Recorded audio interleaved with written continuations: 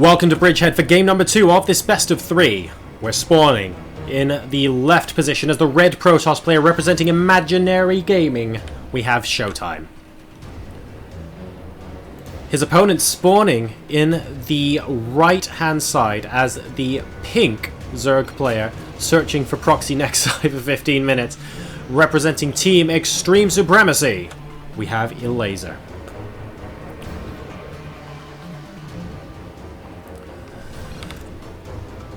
Well, that was a pretty intense game number 1, and ShoWTimE explaining, yes, you can actually max out pretty easily on 2 bases. He was able to break free as well, but he wasn't able to sustain it. Elazer just had too much for too long. The Warp Prism play from ShoWTimE was excellent, and I'm looking forward to seeing a bit more of that dynamic harassment play in game number 2. I feel like a bit more of that would have caused Elazer to have to split his attention in too many places, and we might get a situation now where ShoWTimE is able to bring this to a game number 3. So that would be really, really cool. We'll see if he can do that. Elazer, in the meantime, is going to be going ahead and taking the hatchery in this position first. So Bridgehead is an interesting map. Taking this can be awfully difficult because there's high ground able to shoot onto the minerals. Really, really frustrating place to take, and you take a look, that's such a massive fat ramp. Generally speaking, this space looks safest to take in the early game, but there are rocks that can be broken down here, and in addition to those rocks, it's very easy to get to here by air. This doesn't have quite... well, I mean, it's a very open channel over here, but you kind of have to go through the Zerg base to get there. And it is just the one place to defend, even though it's huge, even though it's open. It's not the greatest place to constantly defend a fortress, is Bridgehead. It does promote a lot of aggressive play, but we'll see what happens in this game. Elazer opting to go for that top left position expansion first. ShoWTimE going for the walled-in base with the rocks over there. So I expect to see Elazer trying to knock these down at some point in the mid-game to give himself a couple more paths of attack. Cybernetics core only just going down and in full view of the Overlord as well.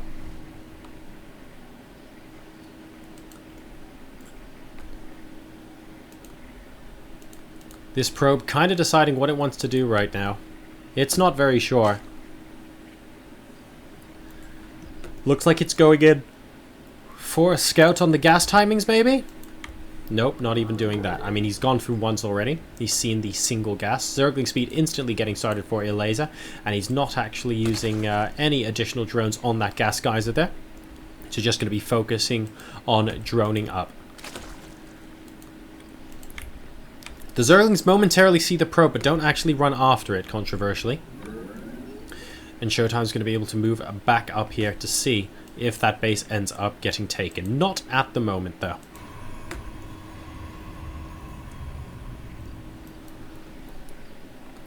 No tech choices being revealed just yet from ShoWTimE. He's going up to 200 gas.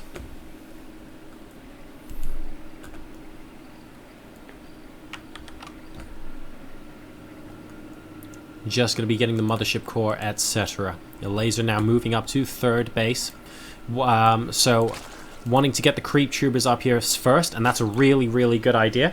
Because this map is so open and it's so easy to attack these bases, it's really important to get your creep spread up this top corridor as quickly as you can. This base, sure, it gets the creep spread out here into the middle of the map, but you can kind of do that from your main as well, and you're still open to attack from up here. Much, much easier to defend one direction over here and just try and completely eliminate that. Because if someone commits to attacking you over here, there's not that much in terms of escape. They're basically going to have to run all the way back. It's not like they can instantly switch to attacking you down here, for example. It is a commitment of sorts. So you have that covered, and you've got a lot more peace of mind as a Zerg player.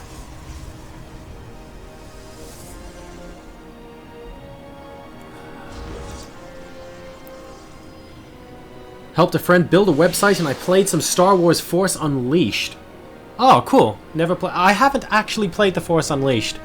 I'm a big fan of both the Star Wars series and the Batman series of games, but I get scared that I'm going to get hooked. It's the same reason I more or less don't watch Breaking Bad, which I know is a bit of culture shock.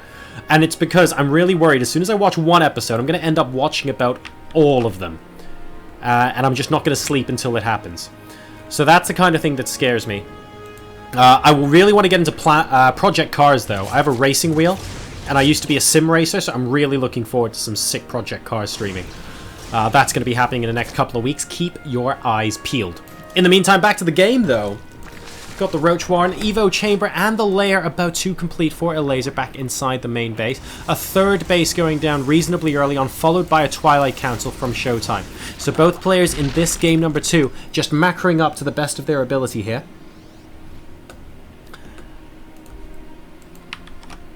And not trying for any early pot shots at one another so far. 9 roaches coming out now from Elazer. Possibly for an early game poke, possibly just for defensive purposes, but that 9 has gone all the way up to 15. So I get the impression some sort of push is going to be on its way. +1 attack is complete at the Forge as well. And +2 is being chrono boosted out in addition to Blink. Now, ShoWTimE is going to take a while before these upgrades actually finish, and he has a sizable number of Blink Stalkers. Number of roaches already on the map is 15. He's going to have to start warping in some units very quickly if he wants to defend against this. Is this just a really nice timing from Elazer's point of view? And where is he going to be attacking as well? The Mothership Core, of course, will be able to slowly batter down the roaches. And it looks like he's taking the Honey Badger approach, ladies and gentlemen, up to the top.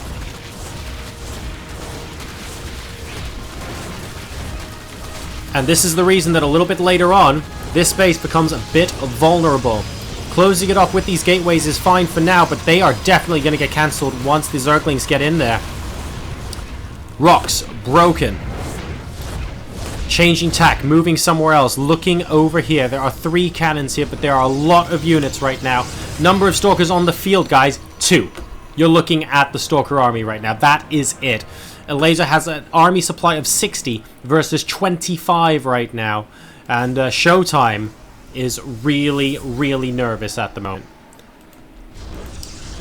2 more cannons. And he's trying to get a lot more surface area. This will also force ShoWTimE to use a lot more force fields, by the way, to prevent this part of the map being broken. So it's definitely not surplus to requirements here. More Stalkers being warped in now. Immortals on their way. Force fields coming down from ShoWTimE to force his opponent away from that. And Elazer will indeed change his tune and move down towards the bottom. He is looking for an engagement right now because ShoWTimE, his army size is starting to creep up. He's just started his Templar Archives as well. But ShoWTimE, he wants to engage and beat this army, but he needs the army size to be able to do it. 2 Stalkers have come a long way since we last spoke about it. And ShoWTimE might be able to move on out now, but he's still being very, very cautious about it. The Mothership Core doing a good job acting as a scout.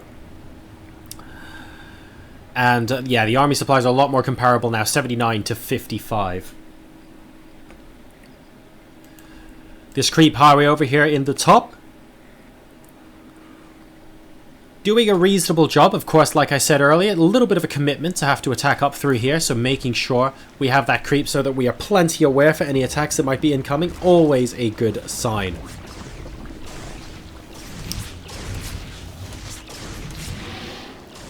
In the meantime, +3 attack now on its way. We've also got Storm coming down. So ShoWTimE is going to be able to have an army that packs an awful lot of punch, but maybe can't quite take what it can dish out. So you're going to want to do the damage early, and you want to kill off all the units very, very early in the battle, because your own units are a little bit more fragile than you would otherwise believe. It's going to be difficult for him to get out here unless he kills off one of his own gateways, really. He'll have to be outside, kind of moving his army around here, to be honest, so he can swing down to the low ground if he needs to. A frustrating position to be as the defensive player, because Elazer does have options open to him in terms of where and when he wants to attack. 2 Zealots going down very, very quickly indeed. Are we going to see the Hydralisk pick off a Warp Gate? Not Hydralisk, pardon me, the Roaches. He has got Infestors with them now as well. The problem with that is if he gets too close, we're getting to a position where there's just going to be an awful lot of Storm on the field. We're not going the route of Colossus, don't forget. We're going for Storm. +3 attack is nearly complete as well. Do we have Archons? No, we are going to be keeping these guys as High Templars. Okay. Spire and Ultralisk Cavern coming down for Elazer. The world is basically his oyster right now. He's taken 4 bases. That's an awful lot of spine crawlers to try and defend against this kind of play. And here come... Wow. That's a massive warp, and actually all of these spine crawlers are going to go down. With this many units with charges should just be fine.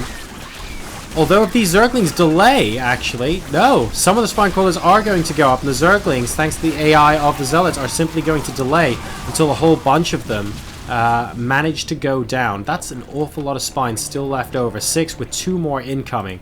So Elazer is very serious about keeping this space. A gateway going down in the meantime, and it looks like these roaches have absolutely nowhere to go. This is what we were talking about. Very difficult to hold this position without losing any of the buildings in the wall, but it also just takes your opponent time. And are we now going to see ShoWTimE commit to attacking up the top? Because even though it is a commitment, there's also a limited number of angles you can defend from as well. And that's why we have so much static defense coming in now from Elazer. Dark Shrine getting put down behind all of this from ShoWTimE to try and sneak in a bit of damage here and there. Here comes the War Prism back into the bottom right-hand position. Unfortunately, he's getting followed by 5 roaches right now, and a Spore Coil doing a good amount of damage to it as well. And he's moving in via the top. Funglu is ready from Elazer. These infestors more or less have full energy, and they're patiently waiting for a time when their services are going to be required.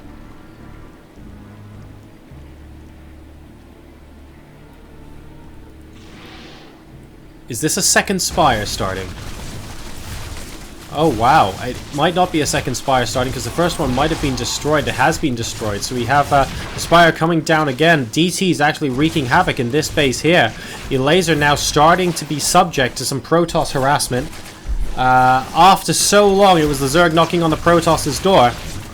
Now it's going to be a case of the Protoss biting back, and it looks like the Hive goes down to about 2/3 health. Ultralisks coming out though to completely clear this up, and the power of Elazer's army is starting to really strengthen. Ultras, of course, very, very tough units.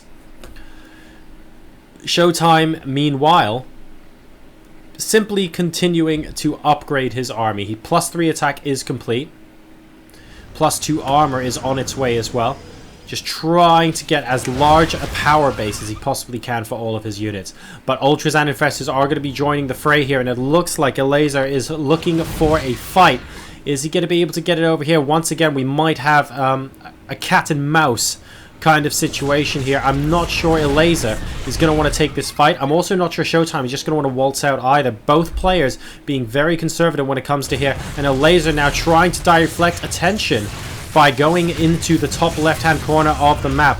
Looks like he's going to try and snipe off the Nexus by the looks of things. A lot of units actually coming in here now. This is getting pretty serious. The Ultra is doing fantastic damage against the Stalkers, but the Zealots ripping apart the Zerglings over here, just being very, very cost-effective. Here come the Storms. Really excellent initial Storms, but also fantastic Fungals coming out from the Zerg side. Both sides at it, hammer and tongs.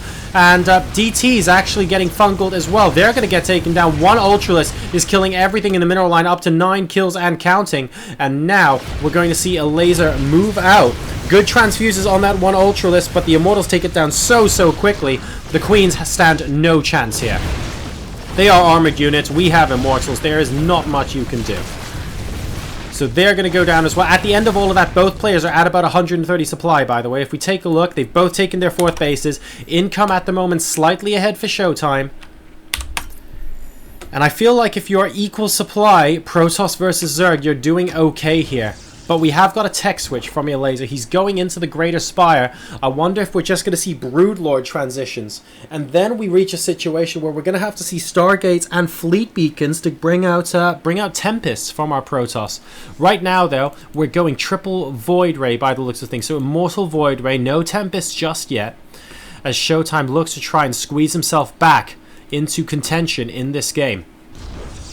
A lot of pressure was put on him over here, but he has been able to hold it off. Last game he was contained on 2 bases. He's on comfortably 4 right now. A lot of Zerglings now running by in the bottom right-hand position. Again, Zealot's doing a good job, but there are just so many Zerglings here that they're basically getting overwhelmed right now. We need to see a big warp in, and that's, well, I mean, that DT is going to do a lot. I'm not sure it's going to do everything. A lot of the cannons going down as well. More warpins. There we go. More zealots to help clean this up. No workers really killed there. Number of workers killed this game, 20 versus 12. A bit of a meaningless statistic at the 21-minute mark. What's more interesting is the number of workers on the field, which is 79, now 80 for ShoWTimE, so maybe slightly excessive there, to be perfectly honest with you, versus 64 for Elazer. ShoWTimE really ramping up that eco. And unfortunately, the Overseer is going to spell the end of that Dark Templar. There's another one here for defense. And we have Mascot Ultras followed by a flood of Lings moving in towards the bottom left-hand base location. At the same time, Elazer's moving in up top. He wants to try and take this series 2-0. He's actually down on supply versus ShoWTimE at the moment, though. Will he be able to do it? Where is ShoWTimE's army? It looks like it's kind of being split at the moment. A couple of units are down here. The Immortals will be able to take out that Ultralisk, and the rest of them are up here. Now, will the Ultras be able to take this down? This is very, very close. I don't think so, though. Only just, but there might be scope for him to charge in here and pick off that next hit. He really, really feels like it. That storm didn't actually do too much. Broodlords now coming in. And where is the anti-air? Is ShoWTimE prepared for this transition? Supplies 135 each right now. Very, very tense. Elazer and ShoWTimE both have army supplies that I guess are kind of similar, but ShoWTimE's army supply is plummeting a little bit more rapidly. Here come the Void Rays. These Immortals are so strong on the ground, but they're fighting against Broodlings at the moment. So that's not doing a terribly good job, and ShoWTimE is now starting to plummet in supply. Yes, it's enough. Elazer defeats ShoWTimE in a 23-minute game number 2 to move on and face Lilbo in the lower bracket final for a ticket to Gamescom at the Intel Extreme Masters.